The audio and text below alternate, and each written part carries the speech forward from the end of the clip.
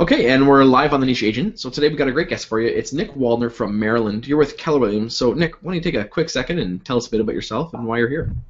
Thanks, Ryan.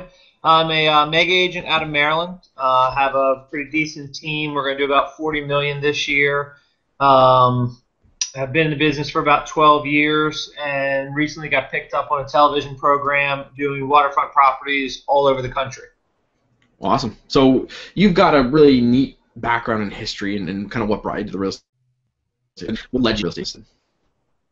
Absolutely. So I started in a sales position right in college. Actually, started in sales, full commission job. You only get paid for what you sell. I excelled at that. Felt really comfortable in the sales position, like I'm sure a lot of agents did. Coming out of college, I was running that business by my senior year, and then I went into a franchise business, Cold Stone Creamery. Myself and some partners picked up the franchise here on the East Coast, Maryland, Virginia, Delaware, D.C., Pennsylvania, and the southern half of New Jersey. Not the upper half because that has mobsters, so just the southern half. And we partnered at a group, and we were I was doing all the commercial real estate, helping franchisees find the real estate. We had another guy in operations, another guy in franchise sales. And what I really learned from that background was the systems and models of a franchise. If you think about McDonald's, whether you go to Hong Kong or Australia, you get the same burger everywhere. And that really kind of blew my mind in terms of watching the success or failure rate of a franchisee was solely based on whether they followed the models and the systems that were put out in front of them. Now, I've studied franchises all over, and I know that the ones that don't have a good system or model, you can follow it all you want, it's not going to work. But a good system and a good model will work over your own entrepreneurial spirit every single time. So after that experience, I went into residential real estate and instantly realized that there was no systems and models, there was nothing. And that was before I discovered Keller Williams. So I started about the process like most of us, doing it on my own and figuring it out on my own. I had a great mentor. My mom was a top agent in the area. She has been in business now 35 plus years, so she was great. Somebody that you could call at 6 in the morning or 10 o'clock at night and always get an answer to. But really what I learned from her is watching her. She was fourth in the state of Maryland in sales. And what I learned is, what does she do every day and how can I duplicate it? And she did it very natural, very entrepreneurial, where I wanted to put a system behind it and make sure every single day I did it, not just whenever the entrepreneurial spirit hit me. So once I found Keller Williams, it was a really, really nice introduction to the sales aspect that I loved and I liked, the franchise system that I had as a background, and then combined that really with RS and that search for talent, finding the right people, putting them in the key roles, and then holding them accountable to the systems and models that we're teaching. Okay. So for the listeners that don't know, RS stands for Recruit Select. It's one of the Keller Williams training. So for you, I mean, obviously you're big on systems, and that was important for you. Why systems in the first place? Why franchise? How did that opportunity happen, and why did you go right into that franchise systems? That's a great question, because when I did sales, it was all pretty set. I mean, we did learn some scripts, but it was very loosely based training, and you kind of sink or swim. We'd have 150, 200 guys guys and girls try out for these sales positions, and they'd hire about 20. I was fortunate to get one of the positions, and then I excelled at it through learning and watching some of the older guys and learning what they did. So it's a basis of scripts. Mm-hmm. Just without me knowing that that's exactly what I was doing. So as I learned that, then I knew I never wanted to get into the corporate world. I didn't want to work for a 9-to-5. I didn't want to be in a cubicle. I read Rich Dad, Poor Dad from Robert Kiyosaki, and I thought, I want to buy real estate. I want to buy franchises. And that he talks a lot about those two things in his book.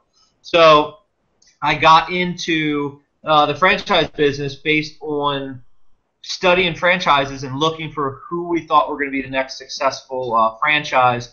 It was right at the time when Starbucks was really taking off and really doing well, and we saw that luxury coffee brand could be played into the luxury ice cream market. So if you don't know, Cold Stone Creamery is a luxury ice cream market. And we thought that was a good position. I didn't want to own a franchise. I didn't want to do the day-to-day operations there. But the idea of a franchise developer, so we help establish and grow the franchise, and then we get paid a royalty off of every store, that to me was really appealing. And then watching these stores, the ones that really followed what we were teaching and doing what we said, sky ones that were, well, I've owned, I'll be fine, I can just do it on my own. It was such a difference that I just thought, if it's the right system, the right model, get out of your own way and just do it. For me, I know one of the biggest game changers for me, before I even got my license, I was just getting, I think I was doing the courses, and a guy I was working with had suggested the E-Myth. And when I read that book, it totally changed my whole view on business and sales and everything. I know for my brother, he's a contractor, and I shared that with him, and he got it. And people who don't understand how valuable systems are don't get it, and they live that entrepreneurial way, and they just kind of go from the next thing to the next thing. But with the right systems, it can make a world of a difference. Absolutely, and I think anybody with an entrepreneurial spirit can succeed. So I'm not taking anything away from your success, but there is a level that you're going to finally hit. And that level could be here, that level could be here, depending on who you are. But no matter where that level is, with the right systems, models, and tools, you can break through that. And I think that's what I saw.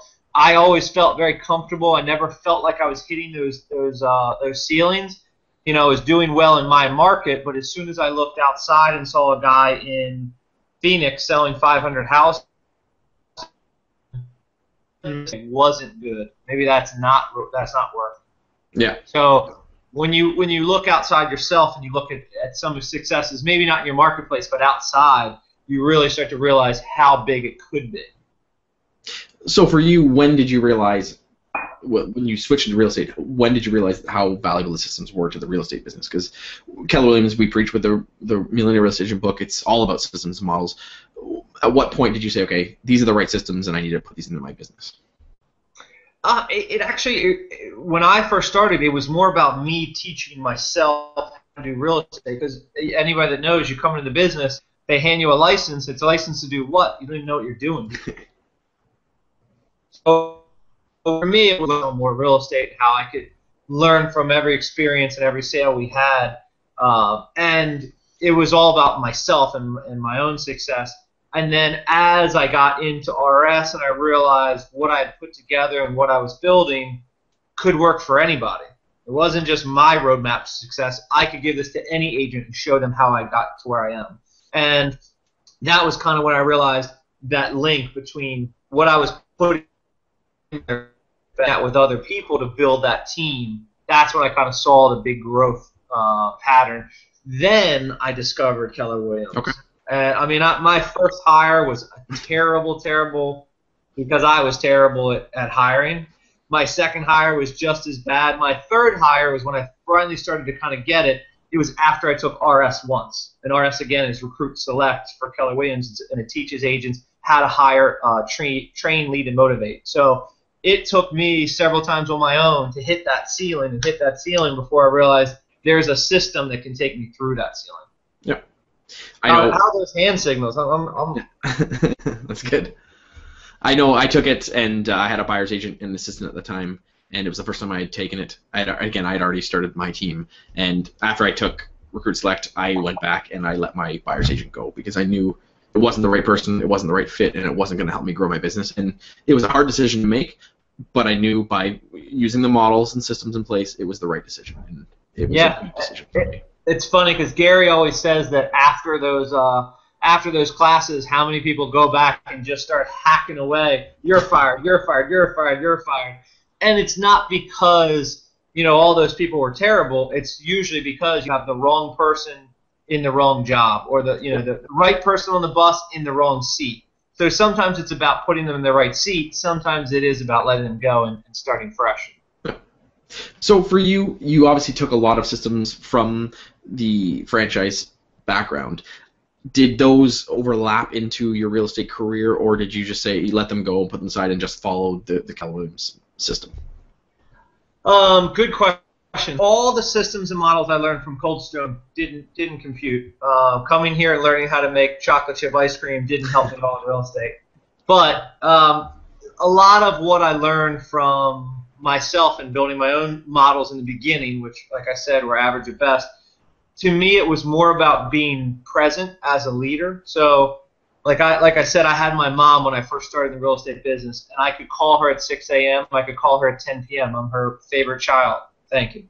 Favorite child. So, of course, I could call any time and I could get those answers. And I realized that in order to lead somebody, you have to care. And that's really what she was saying when she would answer my phone calls. She cared about my success. So I learned very quickly that I had to use that same method of somebody I hired. You have to have somebody that you like, somebody that you care, and somebody that you want to succeed. And when your goals are kind of put aside and you're focused on their goal, you become a totally different leader. And that's where that's what I really enjoyed about where I am now. Is it's about their goals and where they want to go and how I can help them get there. My goals I don't need to worry about because they're going to happen. If I can help somebody else reach their potential, then that's going to raise it every single time. So that caring is really the biggest thing. So if you have someone on your team and you really don't care about their success, fire them. Yeah. Or fire yourself. Yeah, exactly. So for you, obviously you said your mom was very entrepreneurial and not as much as the systems. Did you get a lot of pushback or resentment, not resentment, but pushback from... No. It's a fair question, and I absolutely did. When I first started, I started doing well in sales, and as I started increasing, I said, "Oh, you know what? I need an assistant. I need somebody to handle all this paperwork so I can go out and sell more." And there wasn't a single soul in my office that had an assistant, and everyone looked at me like, "Who does this guy think he is? He wants an assistant? He's been in the business for 20 minutes." So I said, no, I'm going to get one. And my mom at first was a little concerned. What do you mean? It's sad for that. And I just said, I'm going to do it. And I hired one, and she was terrible because I was terrible, and it was a disaster. And I'm sure half the office was like, told him he doesn't need an assistant. My second one was a little bit better. My third one was good. And as I started to see how I could progress and how that could work for me, I didn't care about what other people were saying. I wanted it, and that's what I saw happening. And then it was confirmed when I got to Keller Williams, and they said your first hire is always an assistant for your admin. I felt vindicted or validated. Yes. So for me, when I'm coaching clients in the office, I talk about the hockey curve with success. And a lot of times people are doing things, they're not getting the successes that they expect, and then all of a sudden you have that point, and it just kind of takes off. When you use the systems and models, we know that we can speed that up, but what did that look like for you when you had moved to Keller Williams and you started implementing those systems? At what point was it that your business really took it to the next level? So that's a great question. So I've been in the business about 12 years. I've been with Keller Williams for 2. And when my first year in Keller Williams, my production was up 87% compared to the year before at my other brokerage. And I was a very decent agent there. I was, I think, 3rd in the company there with 300 agents or 250 agents. So it was still quite a success there. But then to come over here and my business went up 87%, we're not talking I went from 1 million to 5 million. We're talking I had a great business at a tremendous other level. Now, if you talk to anybody else, Gary will tell you it's because Keller Williams is amazing. Now every agent needs to join. But the truth is, the 2 or 3 years prior to me joining KW, I was already implementing their systems, their models, and I was already learning them myself and getting better at themselves. So there was, exactly like you said, this hockey curve where I was failing miserably at hiring, and then I started getting a little bit better, and then all of a sudden I took off, and you saw that come off that line at a skyrocket. That 87% was not, I joined KW here and I went to 87 here. There was that curve before I got there that you mentioned. And it was, it's people look at it and they're like, oh my God, you joined Keller Williams and your business took off. It was a matter of what I learned. And I think that is with any business. As you make your mistakes and as you learn, that hockey curve you really start to see it happen. Yeah, it's an amazing. It's not just with the style of business, but it's if you do farming, if you're doing online marketing, if you're doing working for sale by owners. There's always that curve where you're plugging away, and most agents give up in that plateau where they're just kind of plugging along. And if they just keep doing the right things, which we know by following the models and systems, if we do the right things, at some point you're going to hit that spike. And a lot of agents give up before it ever gets to that point, and it's a shame, and it sucks to see so many people never hit that point. But once they do, it's like a whole other world. Yeah, absolutely. And I think that what people don't realize is there is that same curve with 12 or 15 different niches. It doesn't mean, like I'm America's waterfront expert when I'm on TV. It's not business. So that's one niche. And as I learned it, I made my mistakes, and now I started getting good at it. The same thing went with referral and repeat. The same thing with internet leads. Everything has that exact same thing. So you have to be relying on several different niches to really build your business. You can't be a one-trick pony. And though I was just thinking as you were saying that, is the opposite is true in that failure is the same. And that you said about the franchises that didn't have the right models and systems, and they're following them, and if they're not doing them right, they fail. And I thought the same thing is you could be plugging along, and then you don't realize it, and then you fail, and you crash. And if you're using the wrong systems and models, and you're not building the right foundation for your business, you can be plugging along, and you don't feel it. By the time it's too late, you've already crashed. Yeah, absolutely. There's programs out there that work for some people in some markets that just because it worked for that guy in Michigan doesn't mean I can take it to Maryland and it's an instant success. There are factors that are beyond our control that we can't just make them happen in our particular markets. So trial and error to figure it out. And you have to know that red light, green light, which is basically following your expenses and your revenue to see, okay, is this working? And at what point do I want to say, scrap this and move on to the next? Yeah.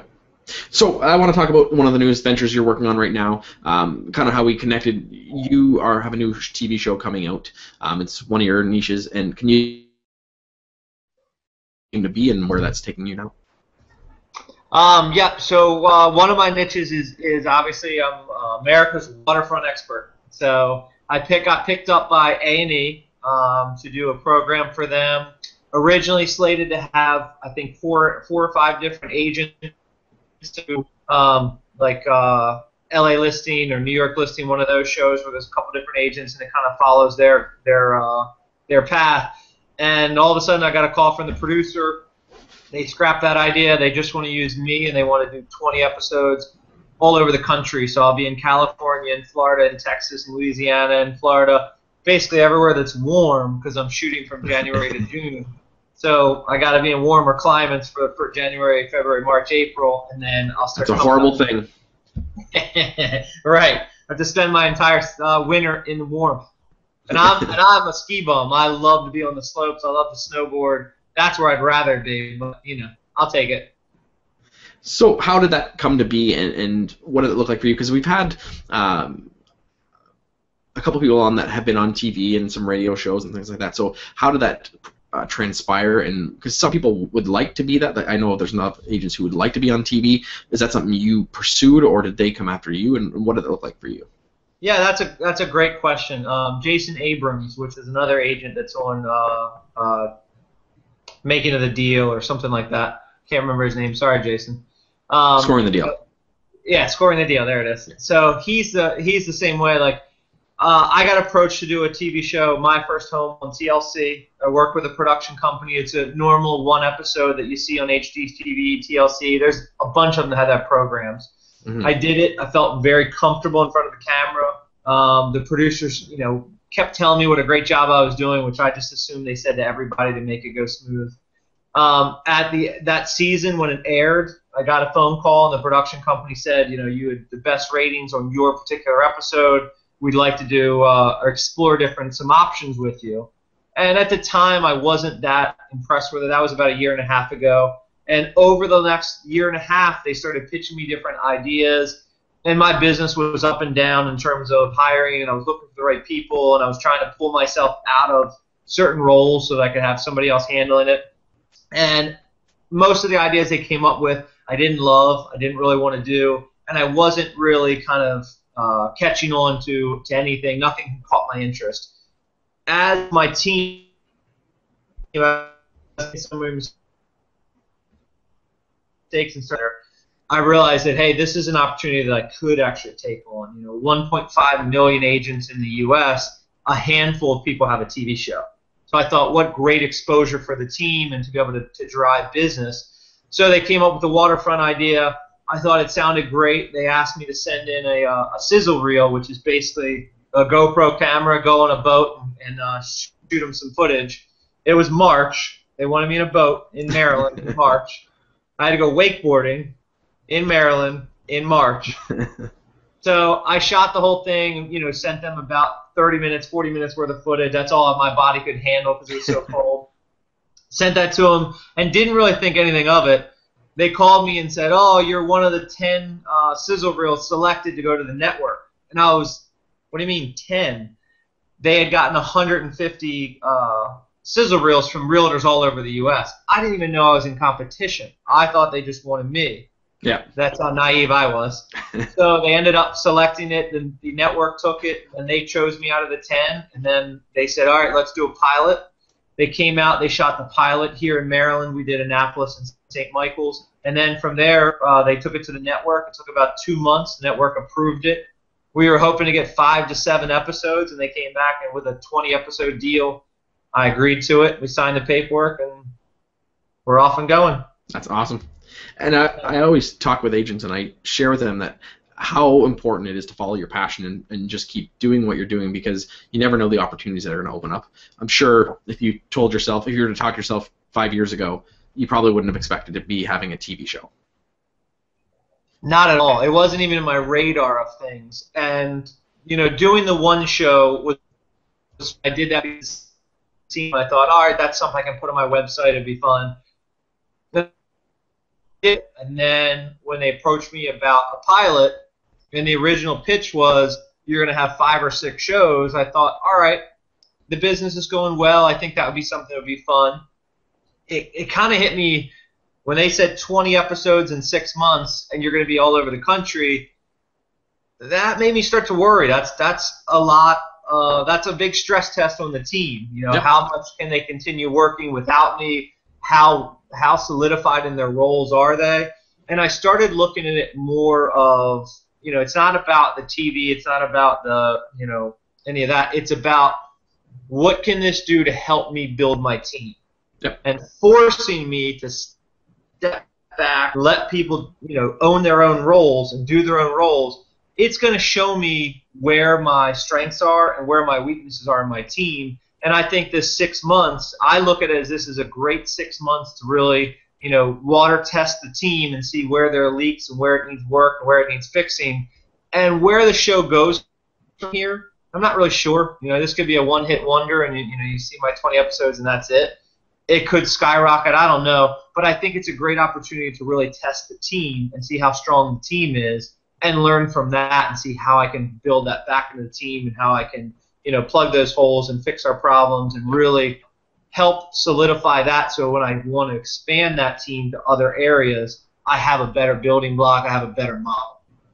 And that's a great view on that, because so many people would get caught up in the celebrityism of it. And for you, you're looking at it as the business side of it. And because you follow the models and systems and using the franchise model, you see the value in that. You now know that you have more faith that you're also, how can I make it better, and not just I've arrived, my team's great, and I'm going to go do this and. And I'm the complete opposite. Anybody that you see on stage, anybody that at family reunion or any other real estate event, across the country, and they're talking about their team, anybody you see on this program, all of us have one thing in common. None of us have a perfectly smooth running team. All of us have chaos. All of us have problems. All of us have things to deal with. But it's about failing forward and learning from every problem and learning from every defeat so that you can get up the next day and be better and better and better. And I think that's the thing that drives everybody that you see on TV, everybody that you see in these roles, or on programs like yours, is it identifies the people who aren't afraid to fail and can take that failure and succeed from it. Yeah, that failing forward. And one of the common things that successful people do is maybe hard times, whether difficult times, and seize those opportunities. For you, you're seeing the opportunity. Yeah, it's going to be tough on the team. It's going to put your team to the test, but you're seeing it as a testing ground and a way to strengthen it, whereas some people, if they wouldn't even be successful, would be looking at, oh, it's going to be too much burden, too much time. I couldn't do it. We couldn't handle it. Yeah, and there's fears. I have fears as well. I'm fearful about the amount of time I'm going to be away. I'm fearful about the amount of time I'm going to be away from, my family, my friends. The idea of traveling all over the country and going to all these nice places in these warm weather, sure, it's really appealing. But when you look at the grind of getting up every single day, having to be like on camera, and that personality, and always never having a rough day, never having a sick day, never having an off day, always being hey, and just so I think there's going to be a grind to it, but I'm okay with taking that. And there's going to be some times where I'm lonely because I'm in a strange city, I don't know anybody, and I'm sitting in a Holiday Inn somewhere. So there's going to be a lot of reflection time. There's going to be a lot of time where I can catch up on a lot of the books that I've wanted to catch up and read. There's going to be times where I'm really, looking at our models, looking at our systems, and grinding them into new things. My team's going to hate me because I'm going to be bored. I'm going to come home, or I'm going to be calling them once a week with this new great idea that we need to add to our team. And it's going to allow me to focus on the business because I physically can't be in the business. Yep. And that's what I like. I want to focus on it because I can't be in it. That's great. I know I've had Jackie Youngblood. She's the host of TLC's Buying Naked.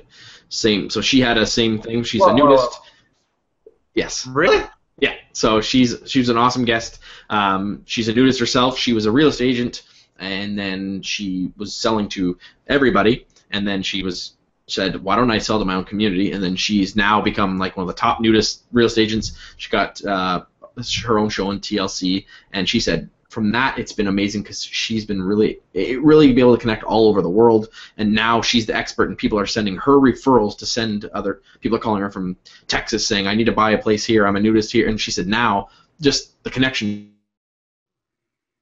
grown her business substantially from that. So are you trying to convince me to take my clothes off? Because it's not going to happen. No, you're more than welcome to do it on your own time. This is a family-rated show, so yeah. But it just, and for her, like she said, that wasn't an opportunity that she was expecting, and it's opened up so many doors for her, and you never know where it's going to go. And that's exactly what I'd like to do too. I'd like to turn this into if I'm the America's waterfront expert on this TV program. If I can develop a program where people all over the country that have waterfront property are calling me, and then I'm connecting them with the local expert in their area, that's a great opportunity for me as well. I also have a charity that I've just started. It's called homeshelpkids.com. Don't go to the website yet because it's not set up yet. I'm still in the process of getting the nonprofit and all that stuff, but it's a charity that basically every house we sell, we're going to take a portion of the profits, portion of the proceeds, put it into the charity, and then give back to the local community with the kids, starting with them with education, scholarships, helping them with sports teams, getting them just the basics that they need to learn, backpacks and school supplies, cleats in the spring. Started to partner with some big companies here and see how I can take the TV show will allow me to pitch that, push that objective as well. I think that could be huge for the national exposure of getting, homeshelpkids.com, up and running and really kind of out there for the general public so that, we're using that, as a source of good, of just positive in the community. And that's what I love about agents who really get it in the bigger picture is it's not just about them, it's not just about their business, it's about how can I take my business and do more with it, whether it's my clients, whether it's the community, whether it's other people outside of the area. Just being able to give back makes a huge difference. Yeah, absolutely. And in real estate, what better way to give back than to, when I think of Homes Help Kids, I was fortunate enough to grow up with a very stable home life. I always had a book bag. I always had, study materials. I was always and I never thought about those things. And now when I picture kids today that are, struggling to have lunch money, but they got a 4.0, I mean, that takes a heck of a person, and that person should be rewarded. That person should be, given that helping hand to a scholarship to college. They should be, or that, that father who picks up 3 of the neighborhood kids and takes them all to football practice, soccer practice, whatever. I want to help him out and help make sure all those kids have cleats and things like that. Just giving back to things that I was fortunate enough to have, but I know not everybody was provided that. So I want to be able to try to give back from my success. That's awesome, and it's been great hearing your story and where you come from and where you're going. So for you, what would you say is a good takeaway piece of advice for our listeners if they are thinking of either waterfront or applying the systems, or just one good piece of advice that you could share? One good piece of advice I think is really have a model, have a system, and follow it. I think it's really about learning from others and building your model, your system based on the successes of others. Success leaves a trail, and you go out and find the trail in whatever niche that may. If you want to be the naked lady who sells real estate, then go find and see what she did and see how you can duplicate that. Or if there's somebody in your market that's really killing it in a certain area, or somebody that you've met that you really are impressed with their business, go find out what they're doing. I guarantee it's not as sexy and as exciting as you think. It's going to be a daily grind of doing the right things every single day. So follow that model, follow that system, be dedicated to it. I think you're going to achieve whatever you're looking to achieve.